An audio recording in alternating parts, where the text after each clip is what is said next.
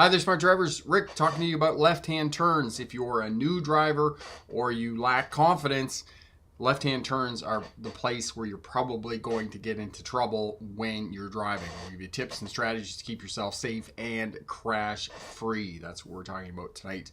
A few people are here. Eric is here, Sean is here, and Marion tuning in from Vancouver. Yes, it's about the same in the interior of British Columbia here as well. Not very, awesome. But in the east, they're getting tons and tons of snow. So that's what's happening. Elevator fan, how are you, my friend? Tuning in from Monticello, Indiana.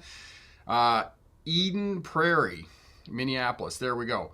And yes, blah, as I would say, Marion, exactly. So left-hand turns, tips, strategies, and some information that you're probably going to go, yeah, I'm not doing that because that contributes to congestion and I need to go where I'm going.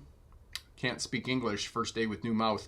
I need to get where I'm going as quickly as humanly possible because that's what social driving is all about, getting to where you need to go as quickly as humanly possible. And people believe that if they drive into the middle of the intersection on a left-hand turn, they're going to get to go where they're going faster, which is not true because you're sitting in the middle of the intersection. Now you got to get started from a dead stop as opposed to staying back at the edge of the intersection, waiting. When you see the gap on the other side of the intersection, which is behind the car, and the car hits the stop line on the other side of the intersection, then you drive straight into the intersection. The car goes past. It's called meeting the gap. And you meet that gap, and then you turn left, and you're going to reduce the amount of time that you're in the crosshairs of the oncoming traffic. So this is what we're advocating. This is how I teach smarter defensive driving, smarter left-hand turns to keep yourself safe, both to pass your driver's test and to reduce your chances of being involved in a crash after you get your license. Corey's here at Bricks for Wheels. Corey is the moderator. He does an excellent job of getting up the videos I suggest you have a look at for more information, for more details on being a safer, smarter driver or passing your driver's test. Marion said she didn't get any snow. No, we didn't get any snow. We do have a little bit of snow here. We got a bit of snow here in the last couple of days, but I mean, it's like 8 centimeters, 3 inches, 4 inches of snow. It's been interesting because it's been super cold and walking the dog in the bush with the creek, and the creek has been freezing. And of course, as the ice builds up, the water in the creek still has to go somewhere. So it just keeps flooding and then it keeps icing over, which is interesting. So now in the bush where the creek is at the dog park, it's a bit of an ice field, which is kind of fun. Elevator fan, there were street racers going over 100 miles per hour on Interstate 294 near Chicago. Street racing, illegal street racing, yes. And if they get caught, they will have their vehicles impounded. It's called stunt driving. It's pretty much widespread throughout the United States and Canada now, especially in Toronto and whatnot. So don't get caught street racing. It is highly dangerous and it's highly illegal. So yes. Eric, how far is Rick from Toronto? Super cold out here, single digits right now. Eric, I am quite a distance from Toronto. 3,200 miles from Toronto. Yeah, I'm a long ways from Toronto. My mom is 2.5 hours from Toronto, where she lives there in Ontario. So quite a bit of distance. Talking about left-hand turns, keeping yourself safe, staying out of the intersection when you're waiting to make the left-hand turns. We'll also talk a little bit about the jig jog. The jig jog is when you're trying to make a left-hand turn at the intersection. You're in the left turning lane to turn left, but the left turning lane on the other side of the intersection has a large vehicle in it, and the large vehicle is blocking your view of oncoming traffic. So what you need to do is you need to drive forward, move to the left, not over the center line, but close to the center line, move left, and then straighten the steer tires and your vehicle out completely back straight so that you can see oncoming traffic. It's jig jog. The S, it has a few other names. I call it the jig jog, where you're kind of jigging and jogging to the left there so you can see oncoming traffic and make your left-hand turn safely, both on a driver's test, in busy traffic, congestion, those types of things. Now, there is two schools of thinking on making left-hand turns. The one that I teach is staying at the edge of the intersection when you're waiting to make your left-hand turn. The other school of thinking is that you need to move into the intersection. And if Sam was here, Sam teaches driving instruction in the Bronx, in New York City there. And Corey will put up the video for you that I did with Sam doing a mock driving test in the Bronx there. And I actually lost points for not moving into the intersection, because on that driver's test, that's what they want you to do. For the purposes of a driver's test, do what you need to do to pass your driver's test. If they want you to move into the intersection, then move into the intersection. But after you get your license, for better defensive driving and keeping yourself safe, stay out of the intersection. Wait back at the edge of the intersection when you're preparing to make a left-hand turn. Marion, unfortunately, 3 guys didn't make it on Sunday evening crash on Petula Bridge. They were street racing with another car. Yeah, unfortunately, it doesn't happen like it does in the movies when people are street racing. Elevator fan, I went on a highway today, and there was a truck that slowed down after passing me, and then he sped up and drove next to me in his blind spot. Yeah, oftentimes when that happens, elevator fan, and trucks are doing that, you just want to create some space between you and the truck and reestablish that minimum safe distance between your vehicle and the bigger vehicle. Michelle, I got my G1 last week. Can't even drive. We have 7 feet of snow. The sidewalks on my street are not plowed, so I need to do a balance act to get home. That sounds interesting. Michelle, you're in Toronto. Remind me, Michelle, are you in Toronto? Vincent had my driver's test on March 3rd. I'm so nervous. Vincent, you're going to do awesome. Corey will put up the videos, must-see videos to pass your driver's test. You're going to do awesome, my friend. Regis, are CDL drivers still needed in your area or Canada in general? If so, are the rates reasonable? Regis, yes, still a driver shortage. I don't call it a driver shortage. It's a driver retention problem. And somebody had actually posted a job advertisement for UPS. There are a lot of jobs for drivers working for Universal Parcel Services if you want to work for them. So that's what you can do as well. Carrie is here from Chile, Minnesota. Hello, my friend. Status, automatic fail on bus operators who intentionally bypass stops without scanning for passengers is the same failure for not scanning intersections as a result from Friday. Paul, that's interesting. Status, where is that you're failing a bus operator? So is that transit bus or is that school bus? Because that was not part of school bus driver when I took my B license in Ontario, but it may very well be a requirement of driving and becoming a bus operator. Michelle, yes, Toronto, thinking of moving to Vancouver when I retire. Michelle, well, you're going to move from the snow to the rain. And if you grew up with snow and you move to a rainforest, it's tough.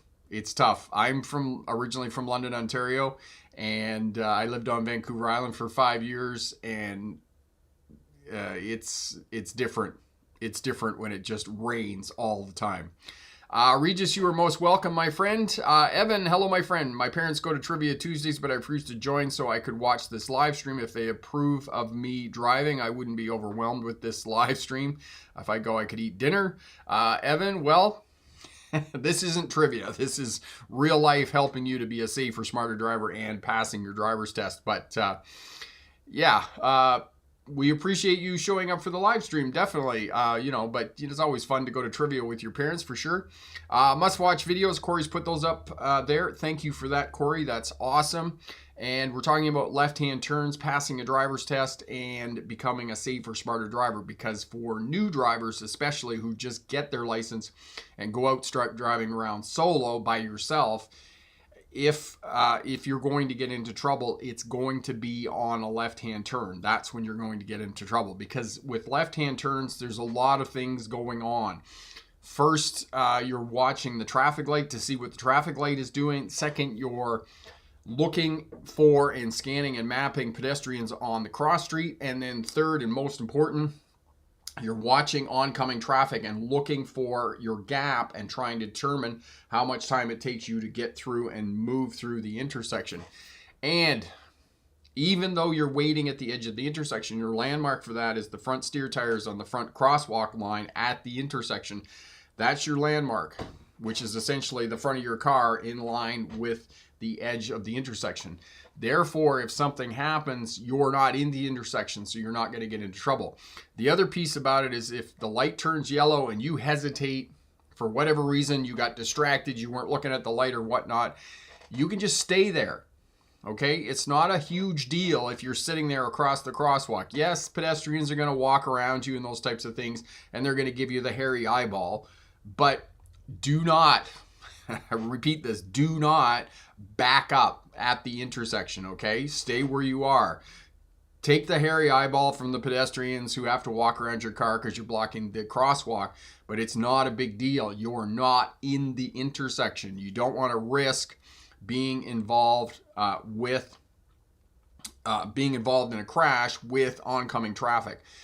The danger of left-hand crashes, the danger of a crash on a left-hand turn is a sideswipe crash, and sideswipe crashes have a high mortality rate. In other words, if there is a passenger in the vehicle when you're making a left-hand turn, there's a high probability that that passenger is not going to survive the crash because there's literally nothing in the vehicle that's going to protect the vehicle occupant.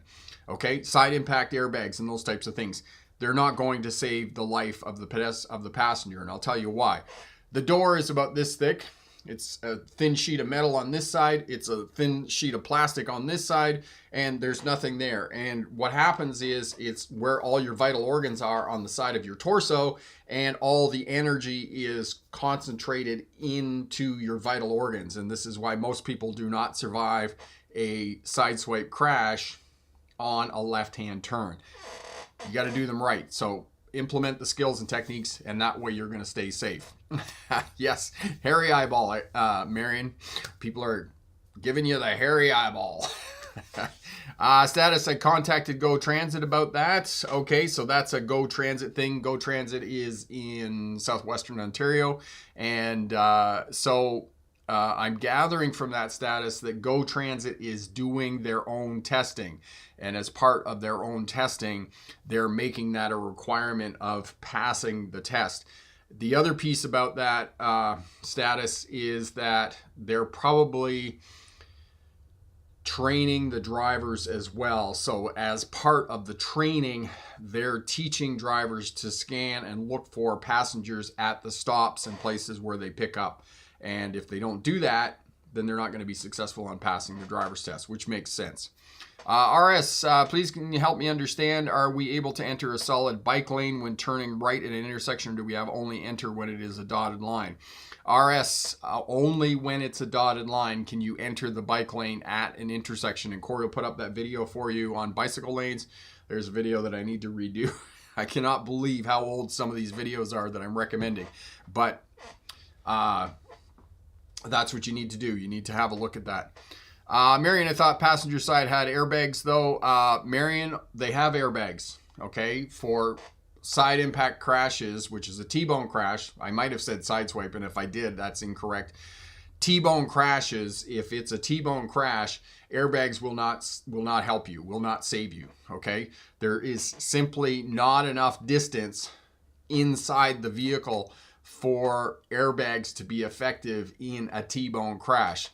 The reason that airbags are effective in a head-on collision when they come out of the steering wheel or out of the dashboard on the passenger side is owing to the fact that the engine compartment, the front of the vehicle beyond the windshield, is designed to be a crumple zone and dissipate the kinetic energy of the crash. So there's one vehicle going forward in this direction, the other vehicle is going in this direction, and they collide, right? The fronts of the cars come apart, dissipate to absorb and dissipate the energy in the crash, right? And it's over a fair distance, probably 3 or 4 meters.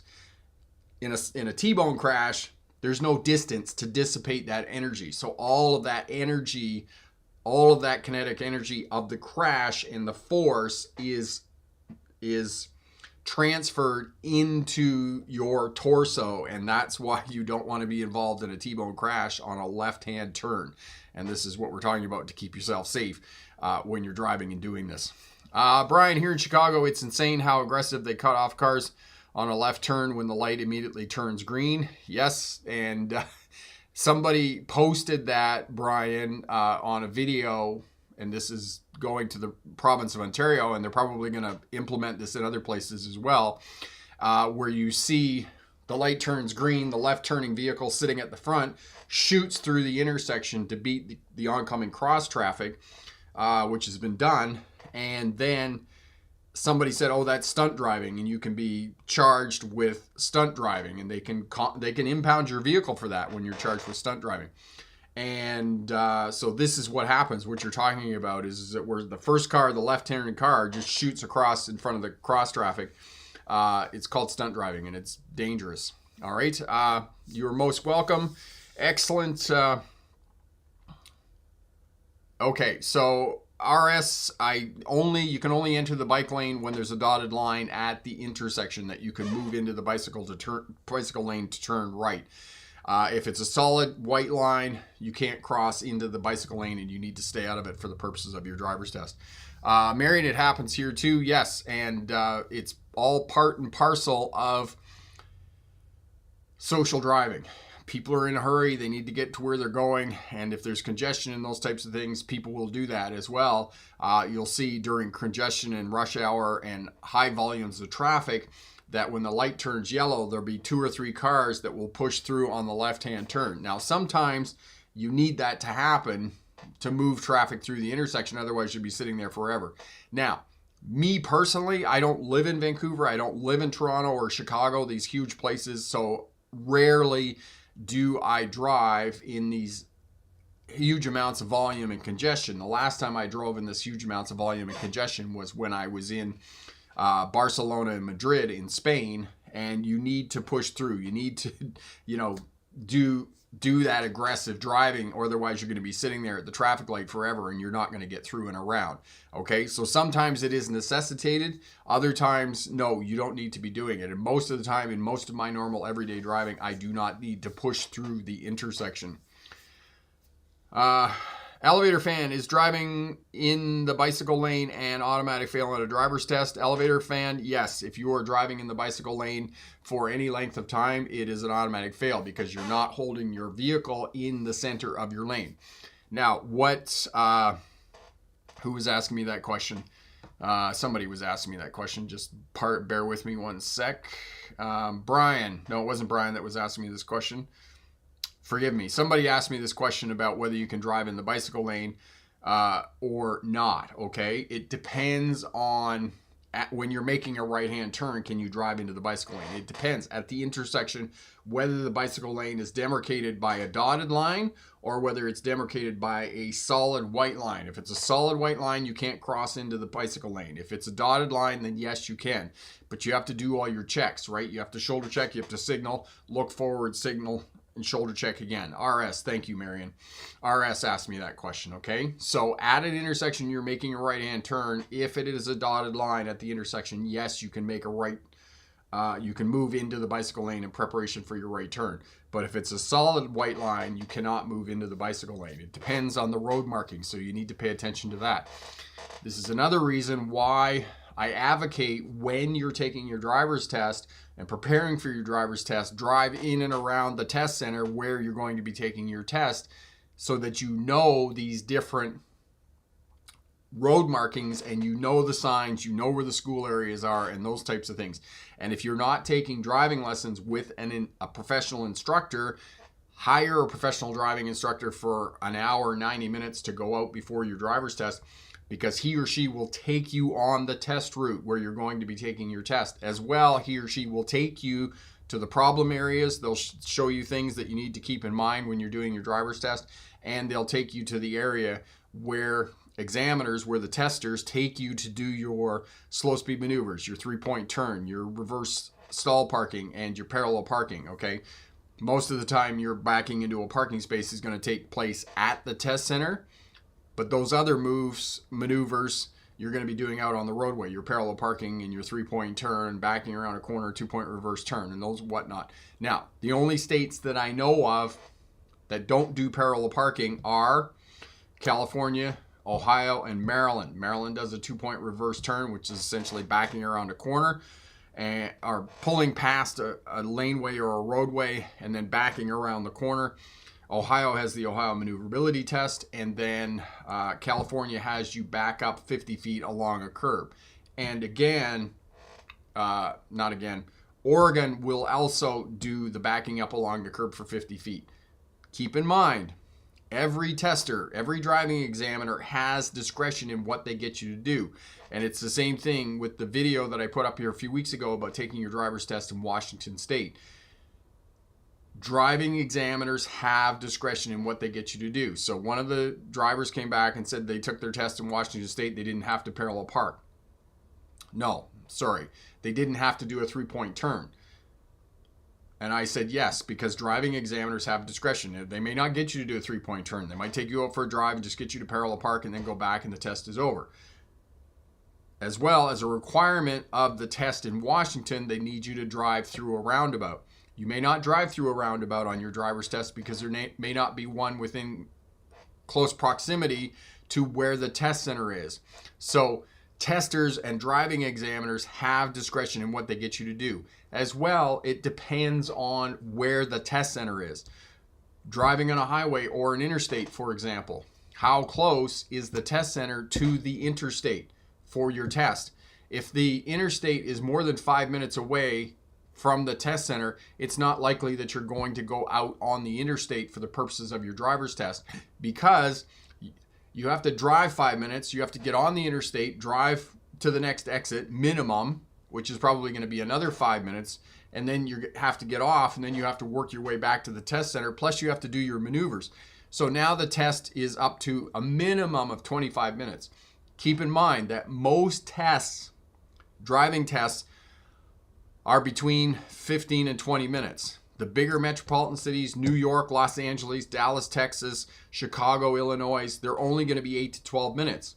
So if the test is only 8 to 12 minutes in overall duration, they're not going to make you go out on the interstate because they simply don't have the amount of time that they need to be able to do that. Now, many people, many students will go, say for example, they are in Chicago. They will go into Chicago, take their driver's test, they'll fail their driver's test. Maybe once, maybe twice. And they'll go, you suck, we hate you, your testers are all horrible, and every one of you wears a monocle, and we don't like you anymore, and we're going to go somewhere else. And they go someplace else outside of Chicago that's not as populated, and they take their driver's test there. The driver's test outside of Chicago is actually going to be longer than it will be in Chicago, because it's a smaller test center, they're not as busy, and therefore, instead of having an 8 to 10 minute driving test, they're probably going to take you out for 30 or 40 minutes. Okay, so know that it's not going to be easier to take your driver's test somewhere else, so you might as well go back to the same test center. Now, on that note of driving test centers and having to take your test again, you're not going to have the same tester 2 times in a row. They'll do their absolute best to put you with a different tester because they want to be as objective as possible. So know that when you take your driver's test. If you're not successful and you fail, and you have to go back and take another driver's test, you're going to be with a different driving examiner. All right? Michelle, Rick, thank you. You're most welcome. I know my instructor was so determined to meet me near the driving center instead of picking me up. Yes, that's exactly it, Michelle, because then they can take you on the test route in and around the test center and get you familiar with all the roadways and all the signs and the road markings, and they can teach to the test so that you're going to be successful in passing your test. That's exactly why, because otherwise they have to spend time coming out to get you, and then they got to drive back to the test center where the best amount of work happens in and around the test center with the student. As well, if you're practicing for your driver's test and getting ready and doing left-hand turns and whatnot, practice at the time of day when you're going to be taking your test. So for example, if your test is on Thursday morning at 10 a.m., make sure that you're during the weekdays you're practicing in and around the test center at 10 a.m. at least once or twice so that you know what the volume of traffic is going to be at the time that you're taking your test. Okay, know that. Animals, people, geez, I'm not surprised not everyone is covered in the test. That seems dangerous, not knowing if drivers know and have all the skills. Animals, it's not possible to test somebody on all of the driving skills that they need to do to be successful drivers. For example, winter driving skills. 75% of drivers take their test in the summertime. How can you test for winter driving skills if they're taking their test in the summertime? The other piece about it is that test centers only work from 9 to 5 during the day. Business hours, of course, Monday to Friday. Some of them work Saturdays and Sundays, but not very many. Night driving skills. They're simply not taught to students. They're left to figure that out on their own. So there's a lot of driving information that students are left to find out on their own. It's not something that is taught in driver education courses. And the other piece about it is that driving instruction lessons are expensive. I mean, as most of you know, I don't know what it is in the States or Eastern Canada, but here in Western Canada, driving lessons now I think are up around $100 an hour now. So it's expensive. Principal, hey, passed my driver's test because of you. You gave me so much confidence in driving and being safe. I'm getting my first car this Saturday. And principal, that is absolutely awesome that you're getting your first car this weekend. Congratulations, my friend. I enjoy that new car. Yes. Nothing like getting your license and getting your first car. That is so awesome, my friend. Marion, I had to back up 50 feet as well on my test. I was so nervous. Okay, excellent. So they're doing that in Vancouver as well, getting you to back up. Awesome. Excellent. Let's get over to the presentation. We'll get through that, and it's about 10 or 12 minutes. We'll come back. We'll spend the remainder of the hour answering questions, talking about all things driving.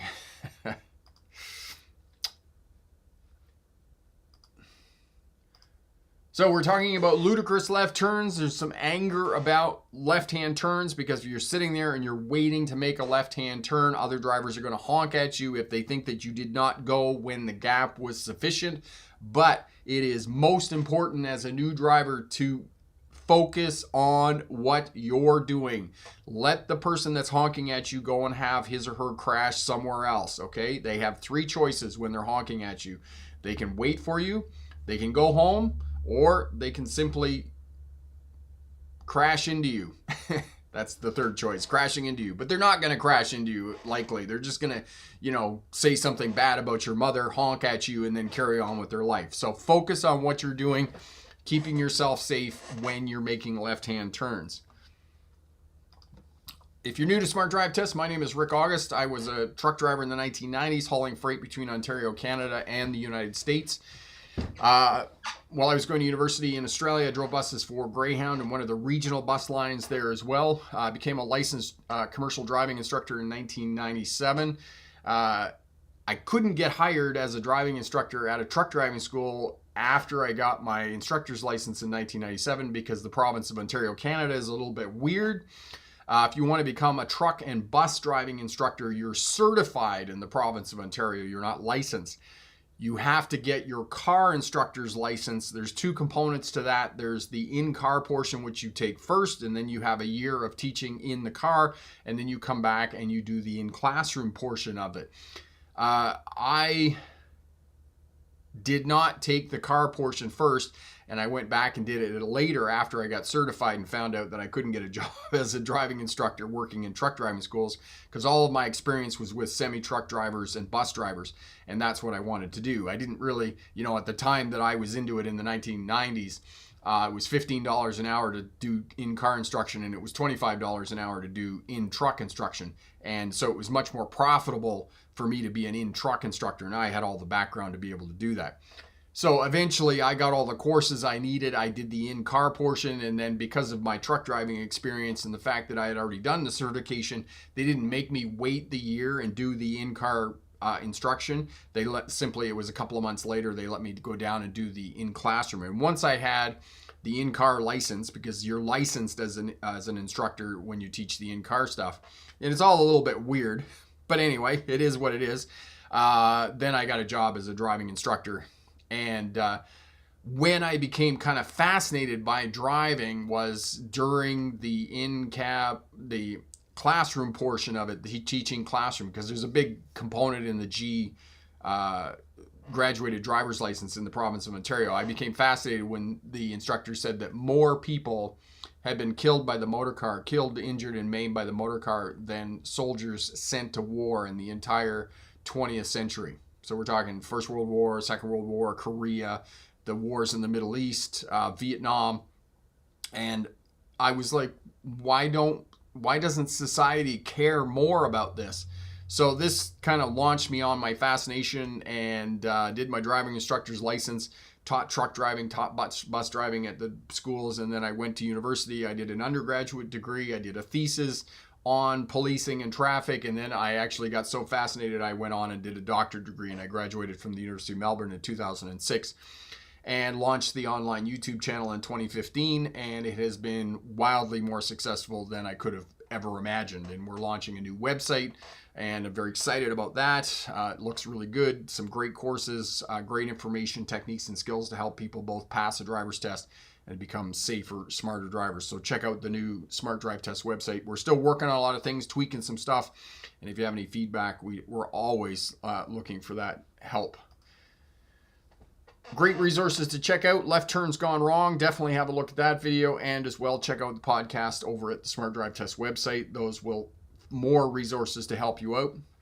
Left-hand turns are dangerous because you're crossing the lane of oncoming traffic. So definitely have a look at that. There's no protection in the vehicle, as I talked about, in terms of T-bone crashes. There are 4 different types of crashes.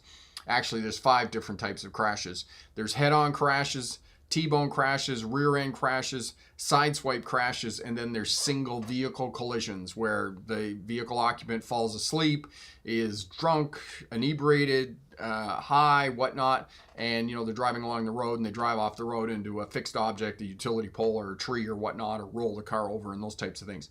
So the 5 different types of crashes, and with left-hand turns, we're talking about T-bone crashes for the most part, is what we're talking about. So the 2 types of crashes that tend to be fatal are head-on collisions, but we've done a lot of vehicle safety technology that is now reducing the number of traffic fatalities due to head-on collisions, as we talked about before. Crumple zones in the front end of the car, airbags, seatbelts, those have all reduced and mitigated head-on collisions. So it's left with T-bone crashes that tend to be the most fatal, and this is why we're talking about left-hand turns and judging gap and being able to do that safely as a new driver, and learning those skills to keep yourself safe, especially after you get your driver's license and you're required to do this on your own. And I can remember misjudging the gap when I was a brand new driver, tires squealing, people honking at me, and I was lucky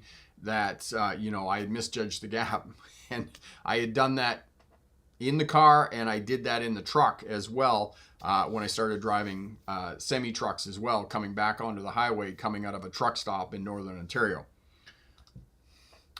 Okay, start learning to turn in a quiet area, in a residential area. Do left-hand turns and get used to the feel of the car, the controls, the steering wheel, the brake, and the accelerator, and how it's going to handle when you're going around the corners, how much you have to turn the car.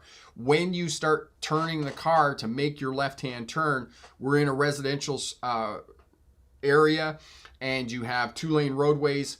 When you, the driver, are in line with the cross street, so the curb of the cross street, as soon as you get in line with that, that's when you start turning the vehicle. Now, when it's the same principle when you get onto a multi-lane road. So the lane before the lane that you're going to turn into, so the first lane preceding the lane that you're going to turn into, as soon as you are in line with the beginning of that lane, that's when you start to turn the vehicle. You want to box the corner. I have had too many times, especially in the wintertime for whatever reason, that I'm walking in my suburb here and people cut the corner off on a left-hand turn in the suburb, and I have to jump. I've jumped into the snowbank to avoid getting hit by cars cutting off the corner on a left-hand turn.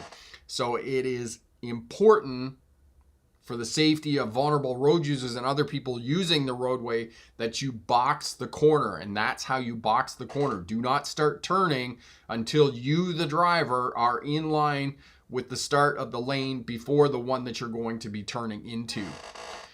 Get comfortable with the steering wheel. Find your landmarks. On multi-lane roads, oftentimes the lane that you're turning into on the left turn, there's going to be a traffic island with a hazard obstruction sign there, or there's going to be a traffic light with a utility pole, and you're going to have to move and navigate around that to get into your lane.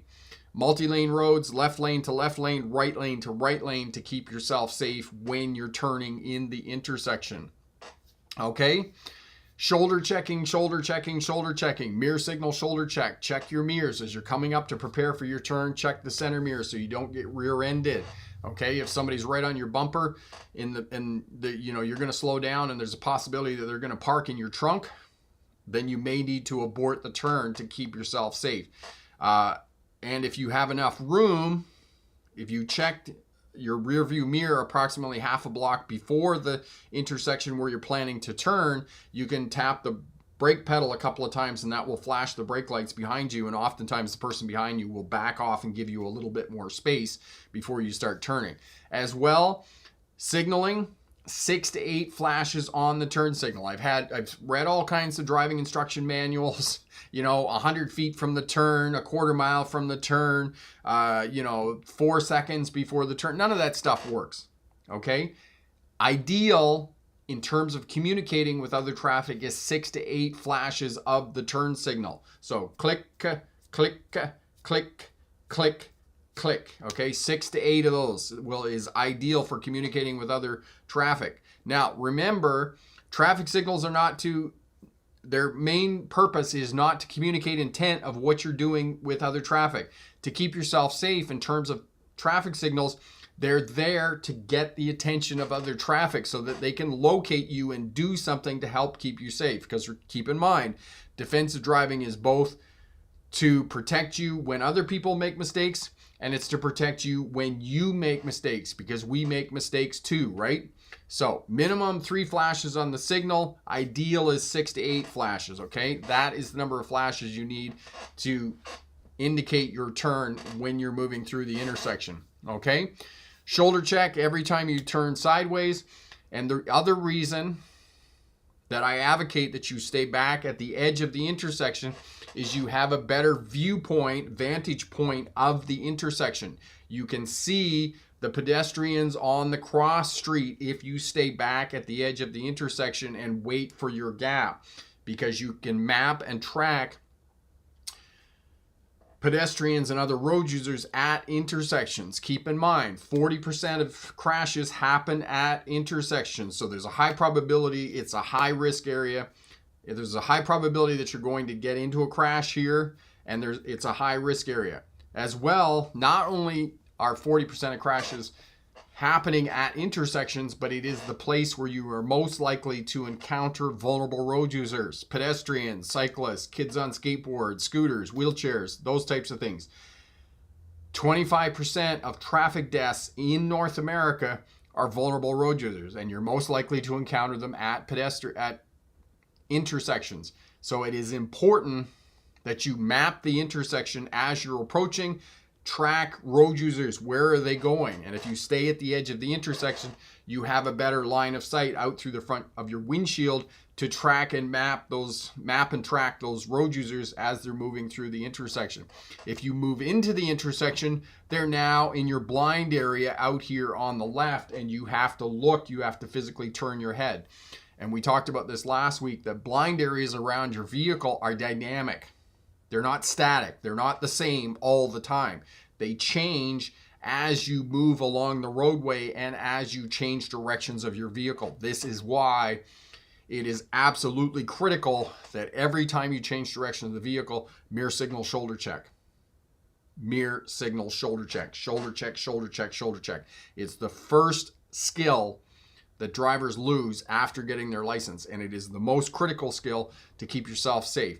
And as we've talked about in previous live streams, and we'll talk about again and again, most drivers crash once every 15 to 17 years. So shoulder checking, putting in place skills and abilities that are going to keep you safe for the purposes of defensive driving are not going to save you today, tomorrow, next month, next year, but in 7 years, if you create those habits, you're going to be a safer, smarter driver, and it may prevent a crash in 7 years, but you need to create those habits to keep yourself safe.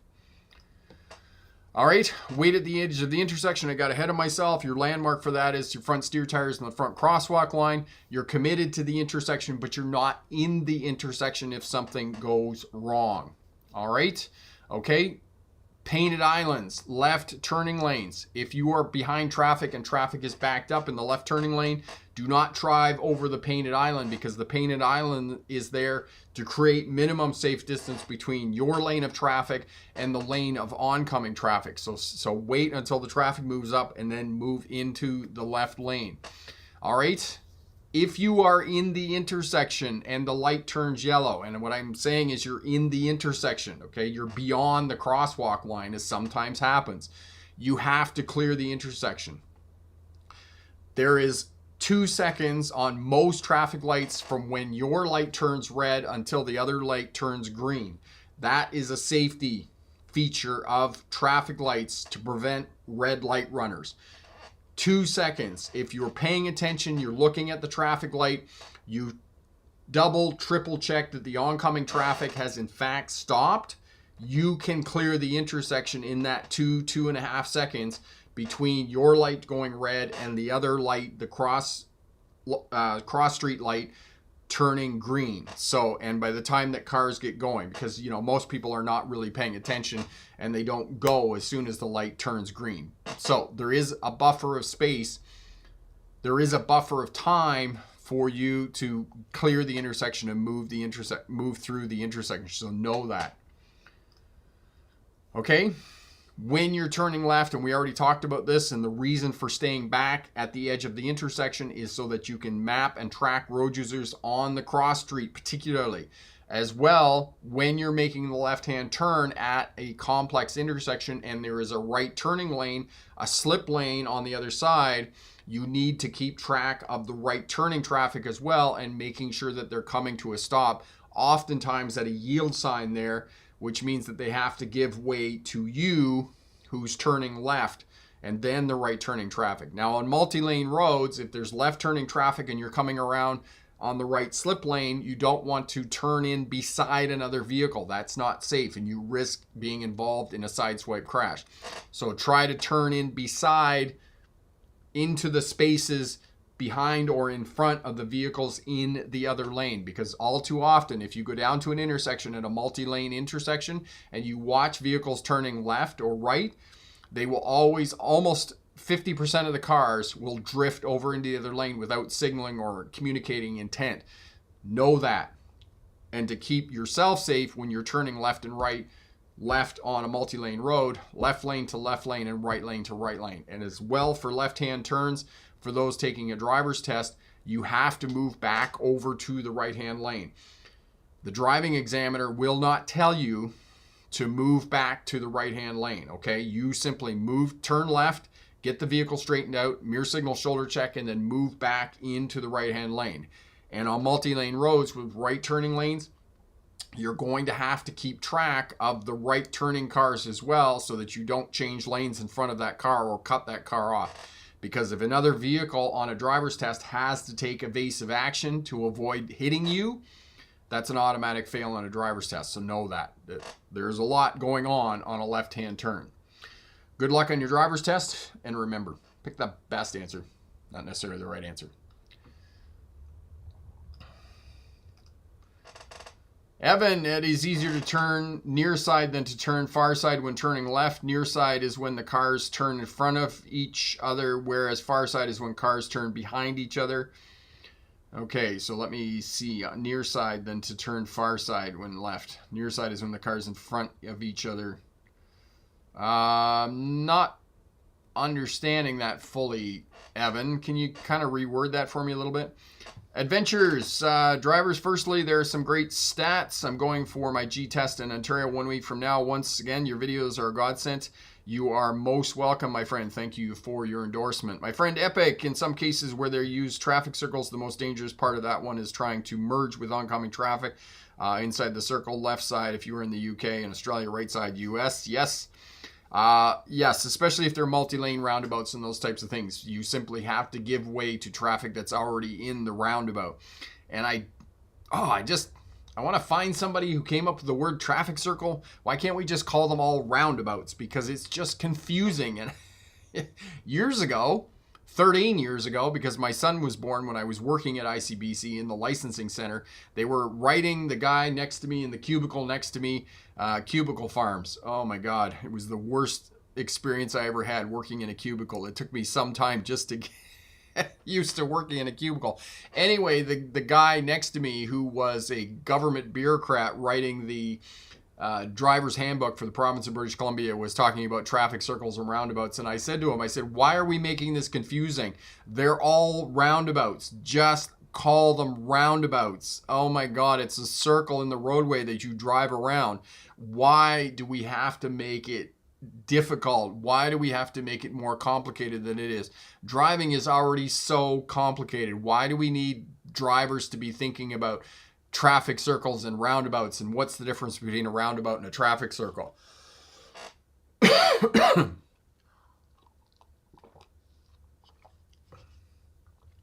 Skinner, what's the proper hand maneuver when making right turns? Skinner, when you say maneuver, what are you talking about in terms of maneuver? Are you talking about signaling and those types of things? I don't understand what you're talking about in terms of maneuver. Elevator fan, if the driving examiner intervenes, that's an automatic fail. Yes, it is. If the driving examiner does indeed intervene on your driver's test, if they say, listen, don't go, or they grab the steering wheel, or they put the transmission into neutral, yes, unfortunately, that is an automatic fail on your driver's test. Corey's put up how to shoulder check video. Have a look at that. Really good video explaining and answering all your questions about shoulder checking and the importance of shoulder checking. Excellent. Yes, keep it simple. Keep it simple. Skinner, can you talk more about night driving when it's difficult to see? Okay, excellent. Thank you, Skinner, for asking that question. Night driving, first and foremost, the farther you get away from cities, out onto the highways where there is less light, the more you're going to rely on the headlights of your vehicle. Now, if you're driving a vehicle built in the last 5 years, you've got those blinding LED headlights that are just fine, and it's going to be great. If you have an older vehicle, it's going to be a bit tougher to drive out in the country at nighttime because your lights aren't as bright and you're going to rely more on your headlights. Try to use your high beam headlights as much as possible at night. Look for landmarks along the roadway to locate where the roadway is going. Other traffic on the roadway is your first landmark because for the most part of the traffic is going to drive on the roadway. Traffic signs are within close proximity along the roadway. Utility poles, street lamps are also going to be within close proximity to the roadway. Look for the roadway moving through bush. Look up into the skyline and you can see where it's cut through the bush. Lights of houses along the roadway and intersections will give you indicators of where the roadway is going at night and those types of things.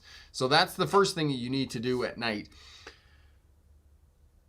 Use cruise control as well at night and try to turn down your dash lights as much as possible because our eyes are attracted to light and movement. And if you've got this bright dash all lit up, what's happening is that instead of having your night vision, your pupils dilate and get bigger to allow more light in, what's happening is your eyes are being attracted down to the dash lights that are lit up, like a casino nightlife.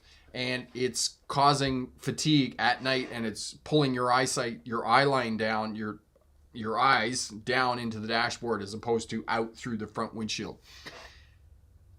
The other tip for driving at night, keep the glass clean on your vehicle because light coming through the windshield is refracted off the dirt and it's bouncing around inside the cab. And of course, as I said, our eyes are attracted to light. Therefore, it's going to help you to see better and it's not going to cause as much fatigue when you're driving at night. So that's the other thing. Keep the glass clean on your vehicle. Maybe keep a roll of paper towel in the vehicle with some Windex or glass cleaner. Not being sponsored by Windex. but we tend to say the brand when we talk about glass cleaner. All right, so those are some tips and strategies for driving at night. And, you know, whenever possible, use your high beams as much as possible to be able to see clearly at night. Look for reflectors. I mean, you know, unfortunately, now all road markings have to be environmental. And back in the old days, before we went to all this environmental paint now that has to be replaced every year, there used to be glass in the paint that they would put down for road markings, and it was reflective. I don't find the road markings reflective now at all. And I find the plastic reflectors that they put on the top of the concrete barriers that separate lanes of traffic, especially here in Canada, they're pretty useless. They don't work very well at all in terms of reflecting light from headlights and helping you to drive and find the roadway at night. Carrie, a while back you asked what is more dangerous, a left-hand turn or a U-turn. I am curious what your thoughts on this question you posed a bit back. I asked that question, which is more, I would argue that U-turns are more dangerous because, you know, you're exposing your belly to the beast kind of thing. And actually I'm doing some defensive driving for a company right now that prohibits U-turns. They won't allow their drivers in the taxi company to do U-turns. They simply make them go in and do a turn around in a parking lot, or, you know, go around the block, or those types of things to come back around. They simply prohibit them because they've had too many crashes with U-turns. So I would argue that U-turns are more dangerous than left turns. I don't remember asking that question, but that's definitely my opinion on it for sure. Okay, Corey's put up the video on steering and as well the video on how to drive at night. Have a look at those videos as well. Elevator, I was using cruise control on the highway today. Awesome. Elevator, as I said, cruise control is absolutely awesome for reducing distraction when you're driving on the highway, because now you don't have to monitor and manage your speed. And as well with cruise control, you're less likely to get a speeding ticket, because speed limit's 65 mile an hour. You put the cruise control on 65 mile an hour and you know you're not going to get a speeding ticket because you're doing the posted speed limit. Know that when you're using cruise control. If you're not using cruise control, and people have told me this, oh, I can maintain a constant speed with my foot on the fuel pedal. You can't. Okay, you simply can't. You're up and down, and there is nothing more frustrating to me than following another vehicle on the roadway and they're, you know, 70, 40 miles an hour, 50 miles an hour, 55 miles an hour, 50, 52. It's incredibly frustrating. Just put the thing on cruise control and do a constant speed. As well, you're going to improve your fuel economy as well. So, and it reduces distraction. It's one less thing that you have to do, and you can focus on everything else you need to do when you're driving. Fishing, no, you're near Toronto. I'm in British Columbia. In the interior British Columbia. So yeah, not anywhere near Toronto. My folks live in Wingham, and I go home once a year to visit them. So I will be back near Toronto in the summertime in August, but not until then.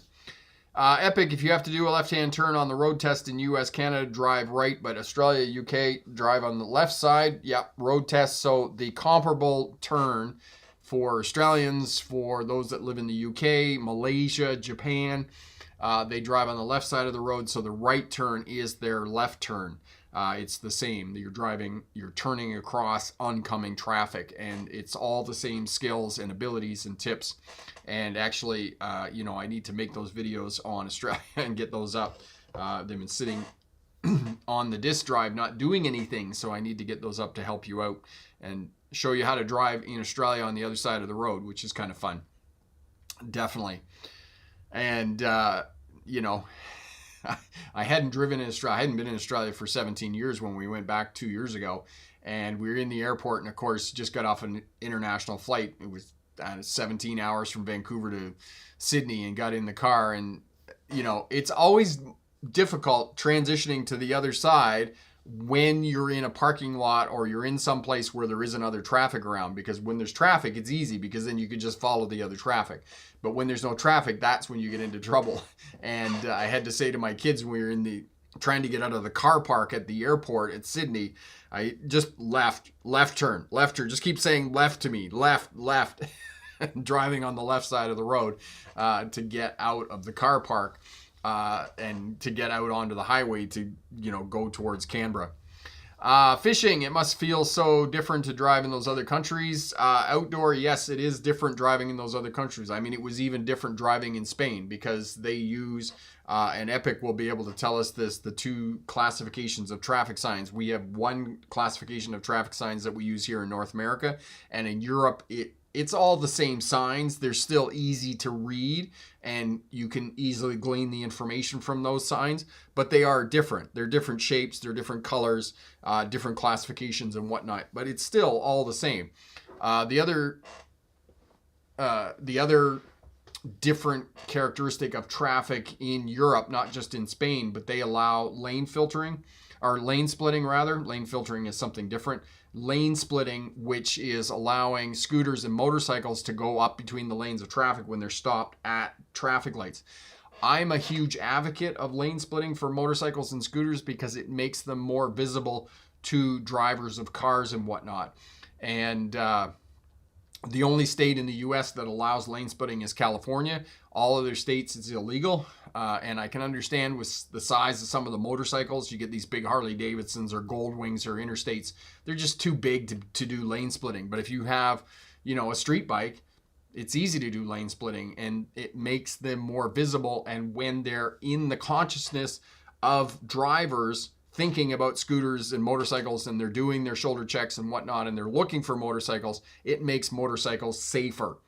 And I'm a huge advocate, and I think that we should allow it everywhere. Of course, motorcycle riders need to be educated as well, because if you're driving a fully dressed Harley Davidson, you can't lane split, right? So I do advocate lane splitting as a safety feature to keep motorcycle riders and scooters and those types of things safer. Skinner, turning right at intersection is the most difficult in my opinion. Can be sitting right there so the turn can't be too wide. Skinner, you're going to get it. I would suggest you do some slow speed maneuvers in parking lots. Corey will put up the video for you on beginners, how to drive for beginners and working with pylons in a parking lot and whatnot. And that'll definitely help you out with your right-hand turns. I think probably the biggest mistake that I see with new drivers learning how to make right-hand turns is they're going too fast. So you need to be going 10 to 15 kilometers an hour to be making your right-hand turns, because the slower you go, the sharper the vehicle turns. And as well, don't be looking forward as you're preparing to make your right-hand turn. Look where you want the vehicle to go, and that will definitely help you out with your right-hand turns. Adventures, driving in China is so dangerous. If you don't go, no one will yield to you. I was there last year visiting family and I could never drive there. Adventures.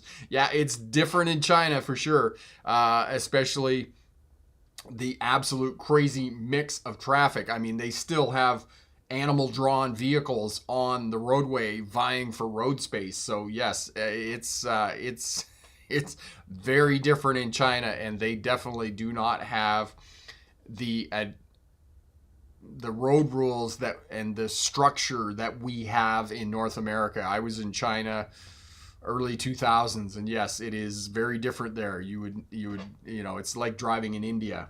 It's crazy, very different.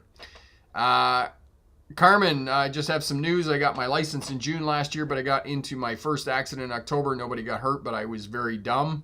I got nervous and I scratched the side of my van with a parked truck. I still drive, but I'm low-key scared of driving in new places or with people in the car. Carmen, if you just had vehicle damage, it's not a big deal, my friend. You're going to be just fine, okay? Just learn from it, hone some skills, do a bit more, go back and revisit some of the slow speed maneuvers in the parking lot. That'll teach you spatial awareness, where your vehicle is in space and place. In other words, where it is in relation to other vehicles on the roadway and whatnot. And you're going to be just fine, my friend. Okay. Any crash that you have that just results in scratching your vehicle, not a big deal at all. Okay. You can do it. You can do it.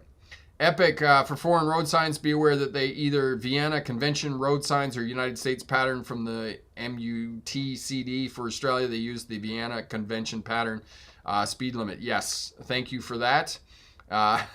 Carmen, no, you're great. You're awesome. You're going to do just fine. Trust me, I have scratched a few vehicles in my time. You know, and it only takes an instant to do this goofy stuff. Here's one for you. When I was driving buses in Australia, the depot where the buses were parked, the buses were like this far apart because there was minimal parking, and they were super close together. And in order to get the bus out of the parking space, you had to drive straight forward onto the fuel island and then come around. I don't know what happened. I was distracted. I went out, pulled out like 10 feet. And of course, you have to realize a bus is 42 feet long. I pulled out like 10 feet, turned the steering wheel, and the mirror of the bus beside me scratched the side of the bus for like 10 feet down the side of the bus.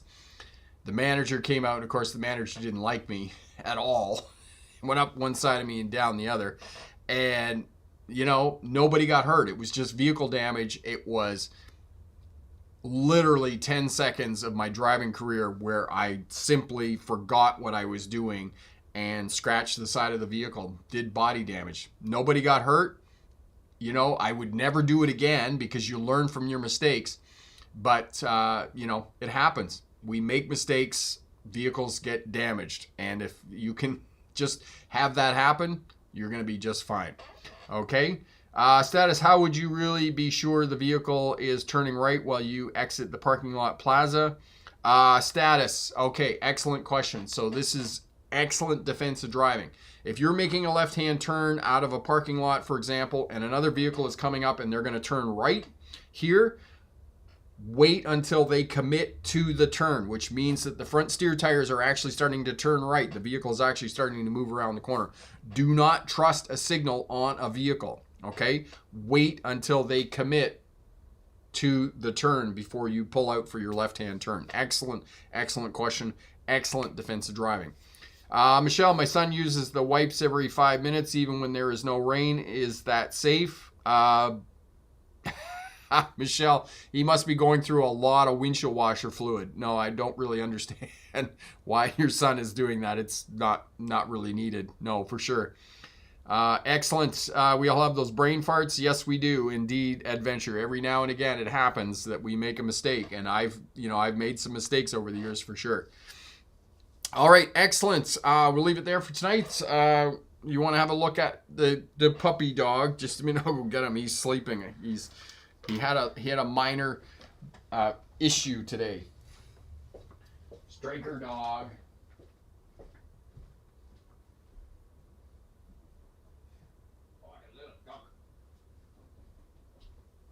The little dog, come and see your fans. There's the little dog. There's the little dog. Which year is it? Is it this year or this year? Can't even remember now. This year. We were at the dog park this morning, and at the end of the dog park, they have barbed wire fence that he runs under because he can get out into the other part, and there's I think an alpaca out there, and he barks at the alpaca. And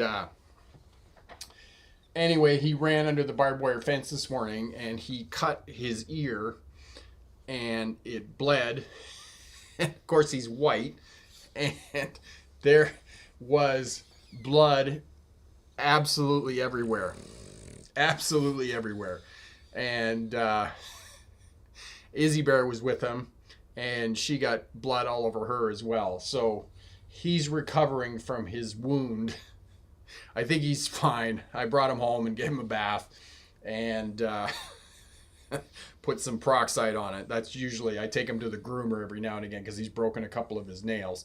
And that's what the groomer does. I asked her one day about polysporin, and she's like, oh, that's just Vaseline. I love Bev. She's just the absolute best groomer ever. And so that's what I did. I just put some peroxide on it, and he seems to be fine other than, being super tired. So it looked a lot worse than it was. And I was actually happy that it was Monday that he did it at the dog park because I only had to explain to 4 people what happened to him. That he had cut his ear on the barbed wire fence at the thing. as opposed to yesterday or the weekend, because it was Family Day weekend here in Canada. And of course, it's a 4-day weekend. And of course, everybody is at the dog park. So, you know, had he done it yesterday or when all the people were there, I would have explained it to like 50 people that he cut his ear. So, excellent. He's all good. He's all good. So, yeah, he just wants to go back to bed. All right. Thank you, everybody, for great questions. Thank you for participating in the live stream. All the absolute very best. And have a great night. And remember, pick the best answer, not necessarily the right answer. All the best. Bye now.